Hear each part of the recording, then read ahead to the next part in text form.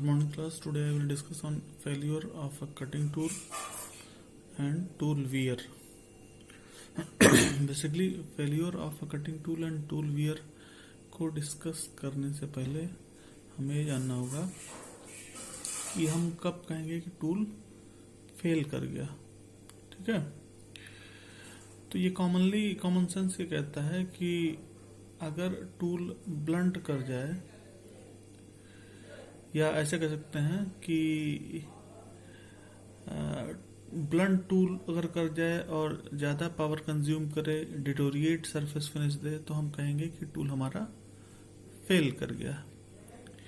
या इसको अगर डेफिनेशन के फॉर्म में हम लोग बताना चाहेंगे तो कह सकते हैं when a cutting tool is unable to cut consuming reasonable energy and cannot produce an acceptable finish, it is considered to have failed. It is considered to have failed. इसको हमने यहाँ पे मेंशन भी किया है कि आप चाहे देखिए, इसको कह सकते हैं कि when a cutting tool is unable to cut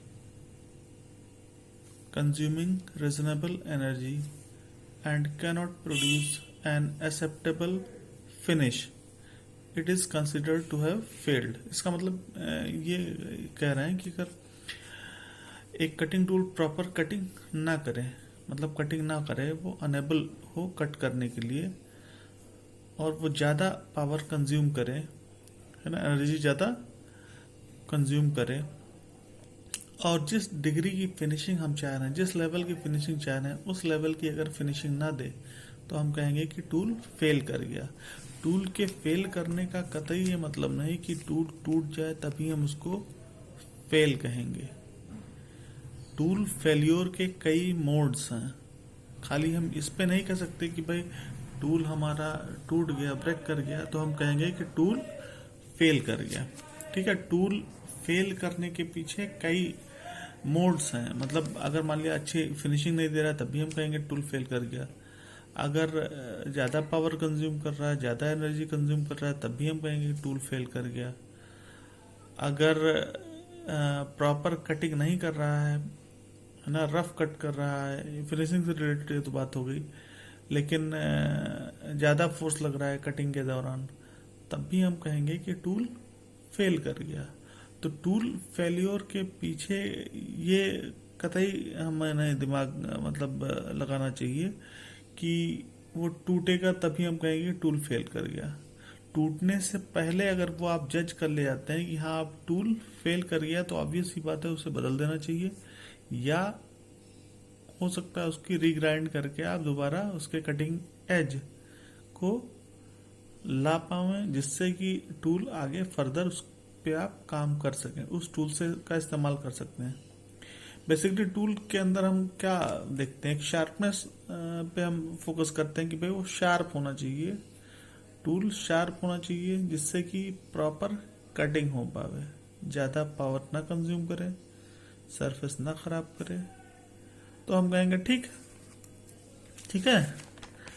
अब डेफिनेशन तो क्लियर होगी कि भाई when a cutting tool is unable to cut consuming reasonable energy and cannot produce an acceptable finish, it is considered to have failed। ज़्यादा power consume करे, ठीक है, properly ना कट करे, सरफेस फिनिश खराब करे, तो हम कहेंगे टूल फेल कर गया। तो टूल लाइफ को भी हम इसी तरीके से डिफाइन कर सकते हैं कि भाई टूल ज़्यादा पावर कंजम्पशन करने लगेगा, अगर पावर ज़्यादा कंज्यूम करने लगेगा, अनेबल टू कट मतलब प्रॉपर कटिंग नहीं कर पा रहा है, और फिनिशिंग खराब कर रहा है, तो हम कह सकते हैं कि टूल फेल कर गया। तो इस तरीके से भी हम टूल लाइफ को हम डिफाइन कर सकते हैं। ठीक है, अब बात हम लोग करते हैं नेक्स्ट इसी में आगे कि मोड्स ऑफ टूल फेल्योर, किन मोड्स पे टूल हम कहेंगे कि फेल कर गया। ठीक है, टूल फेल्योर के मोड्स, तो इसमें बेसिकली हम लोगों ने 3 मोड्स के ऊपर बात करेंगे, टूल फेल्योर के 3 मोड्स के ऊपर बात करेंगे। ठीक है, पहला है आपका प्लास्टिक डिफॉर्मेशन, दूसरा है मैकेनिकल ब्रेकेज, तीसरा है ब्लंटिंग। तो इसको हम ऐसे कह सकते हैं कि the failure of a cutting tool में बी ड्यू टू वन और कॉम्बिनेशन ऑफ फॉलोइंग मोड्स, मतलब ऐसा भी हो सकता है कि केवल एक कारण से भी हम कह सकते हैं कि टूल फेल कर गया, या एक से अधिक कारण अगर है उस पर्टिकुलर टाइम पे तो हम कहेंगे कि टूल फेल कर गया। तो एक मोड के कारण भी टूल फेल माना जाएगा और एक से अधिक मोड होंगे तब भी टूल फेल माना जाएगा। अब मोड्स कौन कौन से हैं? मोड्स आपका है, देखिए, प्लास्टिक डिफॉर्मेशन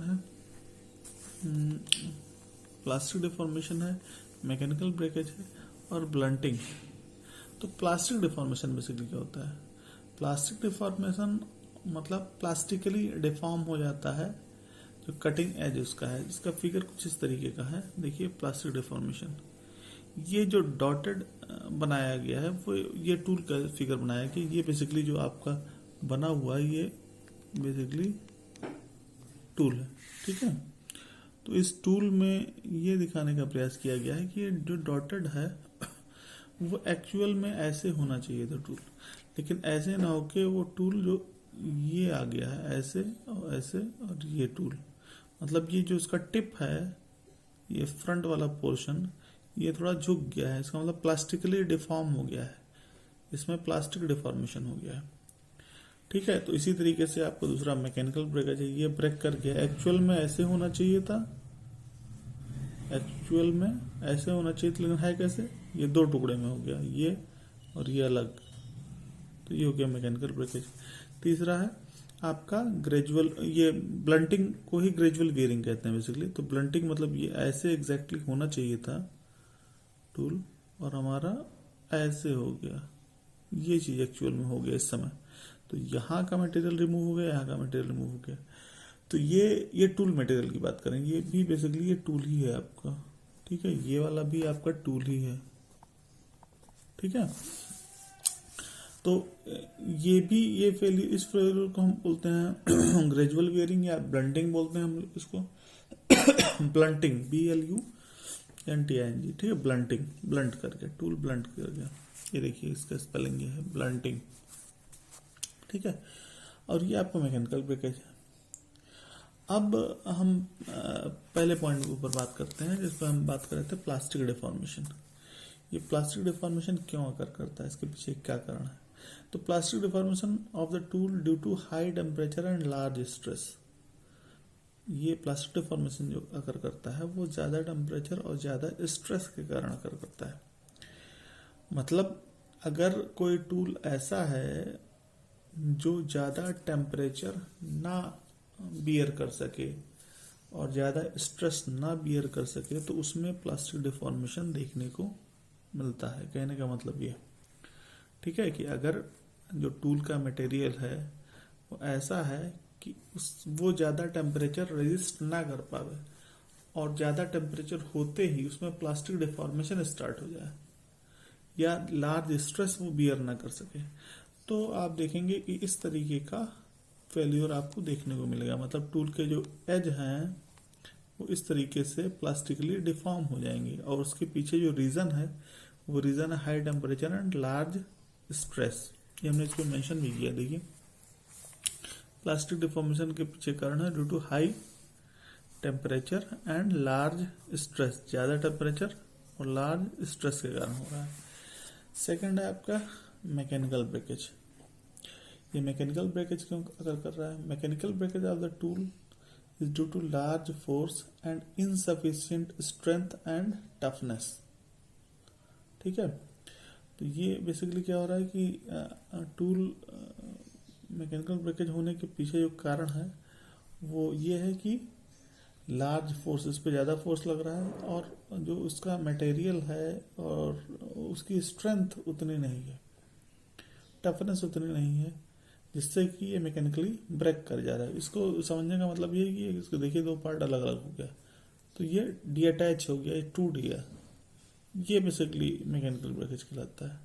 नॉर्मली हम लोग यही सोचते हैं कि भाई टूट जाएगा तभी टूल फेल कर गया, एक कारण ये भी है, लेकिन इसके अलावा प्लास्टिक डिफॉर्मेशन भी एक रीजन है और आपका ग्रेजुअल वियरिंग भी एक रीजन है जिसको हम ब्लंटिंग बोलते हैं, ठीक है। तो बेसिकली इसको भी हमने मेंशन किया है सेकंड वाले को। मैकेनिकल ब्रेकेज क्यों हो रहा है? उसके पीछे कारण है due to large force and insufficient strength and toughness. ज़्यादा फोर्स लग रहा हो, और ज़्यादा फोर्स लगने से मतलब उतनी दिक्कत नहीं है। दिक्कत क्या है कि वो आपका मटेरियल उस फोर्स को रेजिस्ट नहीं कर पा रहा है, उस फोर्स को झेल नहीं पा रहा है, तब मैकेनिकल ब्रेकेज हो रहा है। और दूसरा इनसफिशिएंट स्ट्रेंथ, मतलब वो जो मटेरियल है आपका उसकी स्ट्रेंथ इनसफिशिएंट है, और टफनेस। ठीक है, तो अब बेसिकली इसमें ये चीज कहा गया। ठीक है, अब ओवरकम कैसे करेंगे इस पर हम लोग आगे बात करेंगे। अभी थर्ड पॉइंट है आपका ब्लंटिंग। तो basically blunting of the cutting as of the tool through a process of gradual wear. Blunting मतलब क्या होता है? ब्लंटिंग मतलब उसके कटिंग एज का शेप चेंज हो जाना, है ना, ब्लंट हो जाना, ग्रेजुअल वियर हो जाना, उसी को बोलते हैं ब्लंटिंग। बेसिकली ब्लंटिंग को हम कह सकते हैं ग्रेजुअल वियरिंग। तो ब्लंटिंग में ये देखिए, ये एग्जैक्टली ऐसे होना चाहिए था और ऐसे ऐसे हो गया। ठीक है, तो failure through a gradual wear, इसी को हम लोग ब्लंटिंग बोलते हैं। Failure through a gradual wear, gradual मतलब धीरे धीरे वियरिंग, टाइम डिपेंडेंट चीज है, टाइम डिपेंडेंट चीज है, मतलब धीरे धीरे वियर इसमें होगा। ठीक है, तो इसको बोलेंगे ग्रेजुअल वियरिंग। तो इसमें हम लोग क्या बात, इसमें जो लिखे हैं ब्लंटिंग क्या है? Blunting of the cutting edge, cutting edge का ब्लंटिंग, ये क्या है?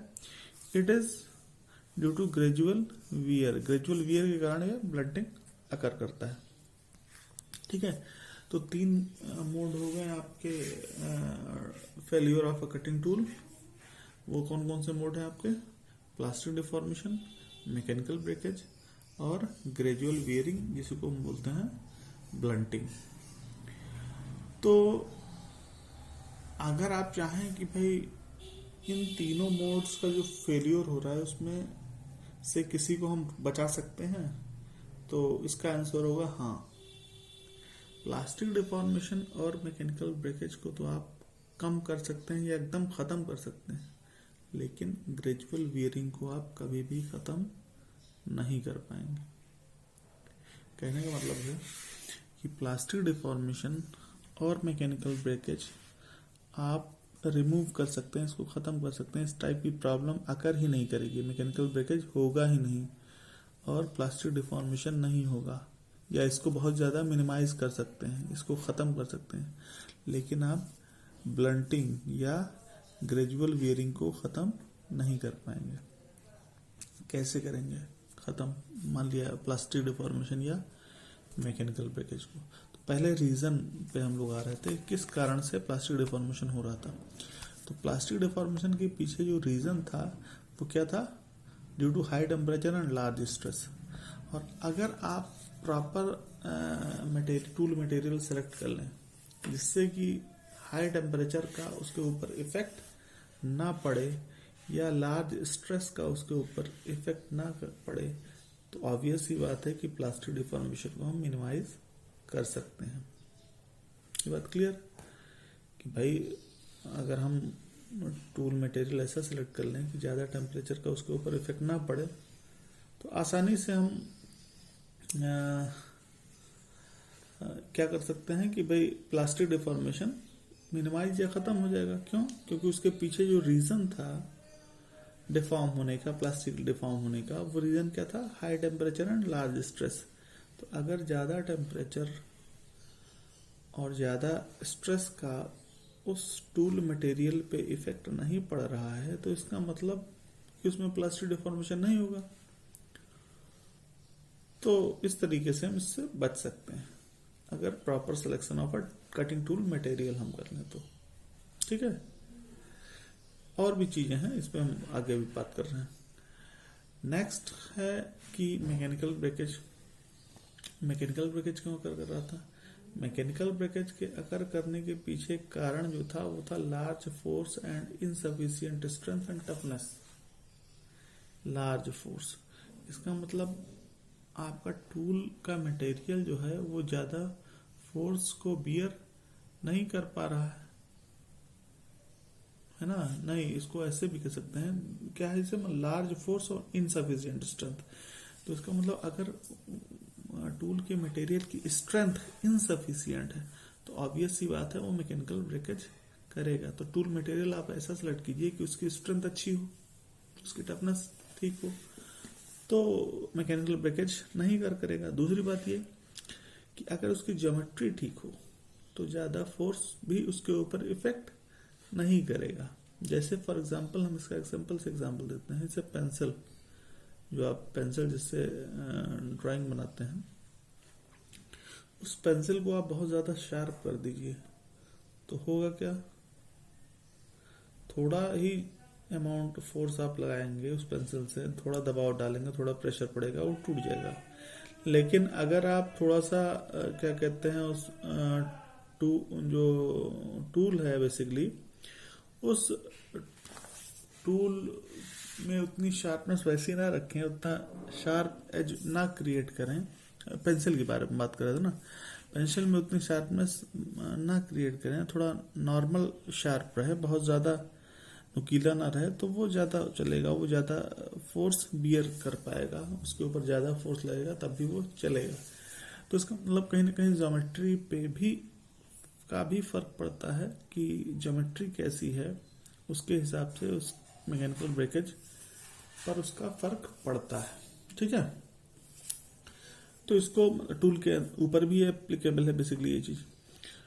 तो इसको हम ऐसे कह सकते हैं कि by a proper selection of a cutting tool material, tool geometry and cutting condition, plastic deformation and mechanical failure can be minimise.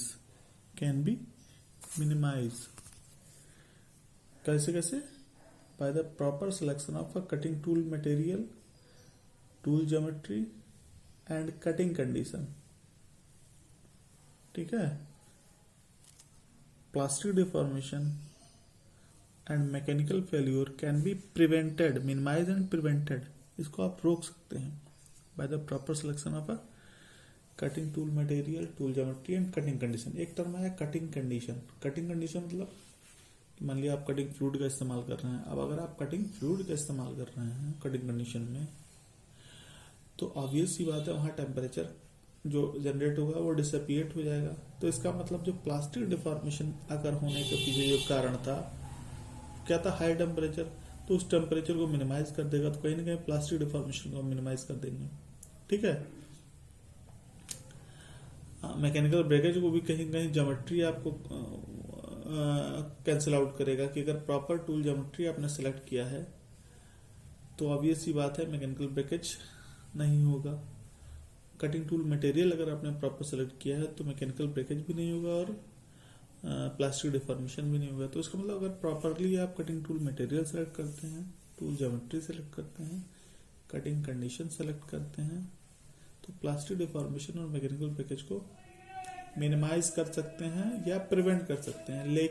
लेकिन ग्रेजुअल वियरिंग को आप खत्म नहीं कर सकते। क्यों? क्योंकि ग्रेजुअल वियरिंग टाइम के ऊपर डिपेंड करता है, ये धीरे धीरे अकर करता है। Gradual wearing process cannot be totally stopped and ultimately the tool failure through wearing cannot be avoided. This makes the study of the wear so very important. ठीक है, इसलिए आपको उसके बारे में जानना बहुत ज़्यादा जरूरी है, क्योंकि ग्रेजुअल वियरिंग जो एक चीज़ है उसको आप ख़त्म नहीं कर सकते। ठीक है, क्यों? क्योंकि वो समय के साथ वियर हो रहा है। और ग्रेजुअल वियरिंग में बेसिकली क्या हो रहा है, ग्रेजुअल वियरिंग अकर करने के पीछे कारण क्या है? इसमें क्या होता है, ग्रेजुअल वियरिंग में आपको ये देखना होगा कि रिलेटिव मूवमेंट के कारण ऐसा हो रहा है। जैसे जो कांटेक्ट सरफेसेस हैं, आपका रेक सरफेस, आपका ये वाला सरफेस आपका रेक सरफेस और ये वाला फ्लैंक सरफेस, इस फिगर से हम समझें। देखिए ये है क्रेटर एंड फ्लैंक वियर। ये वियर जो क्रेटर और फ्लैंक वियर है वो टाइम डिपेंडेंट चीज है, ठीक है। क्रेटर वियर बेसिकली क्या होता है, इस सरफेस पे आपका जो वियर होता है उसको बोलते हैं हम क्रेटर वियर, और इस वाले सरफेस फ्लैंक सरफेस पे जो वियर होता है उसको हम लोग बोलते हैं फ्लैंक वियर। ये वाला सरफेस आपको कहलाता है फ्लैंक सरफेस,